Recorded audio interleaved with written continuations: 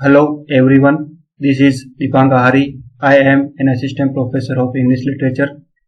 Previous video में मैंने आपको marriage is a private affair के कुछ पार्ट्स को कंप्लीट किया था। हमने प्रीवियस वीडियो में देखा था कि नीने और नेमेका जो है दोनों एक दूसरे को लव करते हैं, एक दूसरे को पसंद करते हैं और एक दूसरे से मैरी करना चाहते हैं। बट दोनों अलग अलग टाइप के होते हैं और नेमेका इस बात को अच्छी तरह से समझता है कि नेमेका के फादर इस शादी के लिए राजी नहीं होंगे और नेमेका चाहता है कि वह अपने घर जाए जब भी उसको छुट्टियां मिले और जाकर अपने फादर को फेस टू फेस एक्सप्लेन करे, उन्हें समझाए कि वह किसी और लड़की से शादी करना चाहता है, क्योंकि वह अपने फादर को बेटर जानता है और जानता है कि अगर वो लेटर में ये सब कुछ लिखकर अपने फादर को बताएगा तो उसके फादर को शॉक भी लग सकता है। तभी उसके फादर नेमेका को एक लेटर लिखते हैं और उस लेटर से नेमेका को पता चलता है कि उसके फादर ने उसके नेबर में एक लड़की पसंद कर रखी है जिसका नाम है उगोई न्वेके। हाँ, वही लड़की जो उसे स्कूल के टाइम में दूसरे लड़कों को और उसको भी पीटती थी और पढ़ाई में बिल्कुल ही कमजोर थी। जब वो ये लेटर में पढ़ता है तो उसे बहुत हंसी आती है और कुछ दिनों बाद वह अपने घर जाता है और अपने फादर के साथ केसिया पेड़ के नीचे बैठता है। यह सब मैं आपको प्रीवियस वीडियो में समझा चुका हूँ। ऑलराइट, सो इस वीडियो में मैं आपको नेक्स्ट पार्ट को एक्सप्लेन करूंगा। Alright, so let's begin this short story. Nnemeka अपने फादर के साथ केशिया ट्री के नीचे बैठा जब उसके फादर सनसेट होने के बाद बाइबल पढ़ने के लिए आते थे। जब फ्रेश विंड हवा चलती थी, नेमेका अपने फादर से माफी मांगते हुए कहता है कि वह उगोई न्वेके से मैरिज नहीं कर सकता है।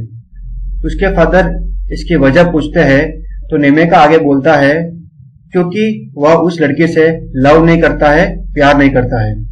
उसके फादर रिप्लाई करते हैं कि लव करना जरूरी नहीं है, एक अच्छी वाइफ के लिए लड़की में good character and Christian background होना ज्यादा जरूरी है। It is enough. यह सुनकर नेमेका अपने फादर को बताता है कि वह किसी और लड़की से मैरी करना चाहता है जो कि एक गुड क्रिश्चियन भी है और लागोस सिटी में एक गर्ल्स स्कूल में एक टीचर है, बच्चों को पढ़ाती है।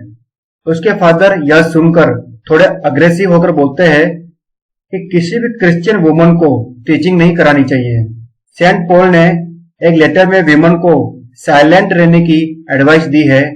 यह कहकर वो उठ जाते हैं और इधर उधर घूमने लगते हैं। नेमेका के फादर मन ही मन उन चर्च लीडर्स को कंडेम करते हैं जिन्होंने औरतों को स्कूल में टीचिंग कराने के लिए एनकरेज किया था। फिर वह खुद को शांत करके अपने बेटे से पूछते हैं कि वो किसकी डॉटर है।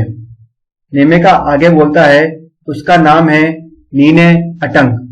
नेमेका का फादर जैसे ये सुनते हैं वो अगेन अग्रेसिव हो जाते हैं और आगे पूछते हैं क्या तुमने नीने अटंग कहा? What does that mean? नीने अटंग कैलेबर से है और वह ओनली गर्ल है इस दुनिया में जिससे मैं मैरी कर सकता हूँ, शादी कर सकता हूँ। नेमेका ने रेश रिप्लाई दिया। उसके फादर यह सुनकर चुपचाप अपने रूम में चले गए। उस रात उन्होंने कुछ नहीं खाया।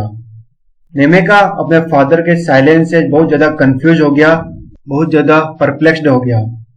उसे लगा उसके फादर उसे एक लॉन्ग स्पीच देंगे, उसे बहुत डांटेंगे, बहुत गुस्सा करेंगे, बट ऐसा कुछ भी नहीं हुआ। नेक्स्ट डे नेमेका के फादर ने नेमेका को कहा मेरी यह ड्यूटी है क्योंकि मैं तुम्हारा फादर हूं कि मैं तुम्हें यह बताऊं कि what is right and what is wrong.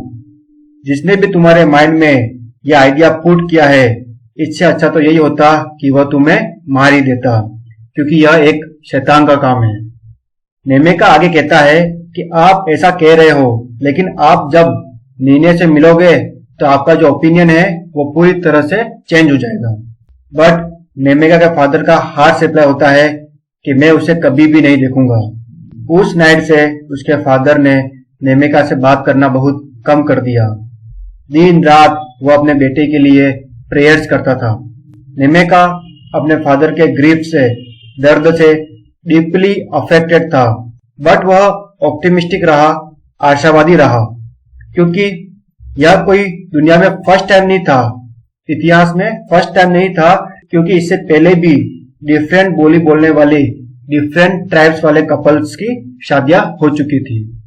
इस इंसिडेंट के कुछ वीक्स बाद एक ओल्ड मैन ऐसा बोलता है कि ऐसा तो कभी नहीं सुना गया।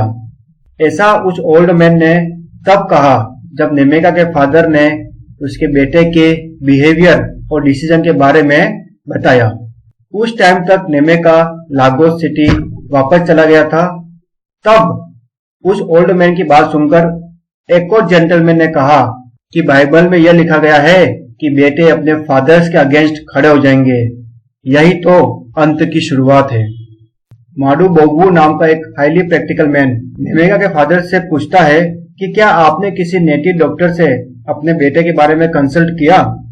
नेमेका के फादर ने रिप्लाई किया कि मेरा बेटा बीमार नहीं है। हाईली प्रैक्टिकल मैन आगे बोलता है कि हाँ, उस लड़के का माइंड बीमार है, वह बीमार है और उसे गुड हर्बलिस्ट ही उसके राइट सेंसेस को वापस ला सकता है। बट नेमेका के फादर ने मना करते हुए कहा कि मैं किसी नेटिव डॉक्टर से कंसल्ट नहीं करना चाहता। अगर मेरा बेटा अपने पैरों पर खुद कुल्हाड़ी मारना चाहता है तो इसमें मैं उसकी कोई हेल्प नहीं करूंगा। नेमेका के फादर दूसरे ओल्ड मैन की तरह सुपरस्टिशियस नहीं थे। 6 मंथ्स गुजर गए। नेमेका अपनी यंग वाइफ को एक शॉर्ट लेटर दिखाता है जो उसके फादर ने लिखा होता है। उस लेटर में लिखा होता है, नेमेका के लिए लिखा होता है कि तुमने मुझे तुम्हारी वेडिंग पिक्चर सेंड करके मुझे अमेज्ड कर दिया। तब मैंने फर्दर डिसाइड किया कि तुम्हारी वाइफ से मेरा कोई लेना देना नहीं है, कोई भी रिलेशन नहीं है। तो मैंने उसका पिक कट ऑफ करके उसे फिर से तुम्हें रिटर्न कर दिया है। जब नीने ने भी यह लेटर पढ़ा और अपना पिक्चर देखा तो उसकी आंखें आंसू से भर गई और वह जोर जोर से रोने लगी। नेमेका नीने को समझाते हुए बोलता है कि डोंट क्राई माय डार्लिंग, मेरे फादर का नेचर बहुत ही अच्छा है एंड तुम देखना एक दिन ऐसा आएगा जब वह हमारी मैरिज को मोर काइंडली नजर से देखेंगे और अच्छी तरह से समझेंगे। बट ऐसा कुछ भी नहीं होता है। कई साल गुजर गए लेकिन वह एक दिन कभी नहीं आया। Alright, so it is sufficient for today. Thank you so much for watching this video.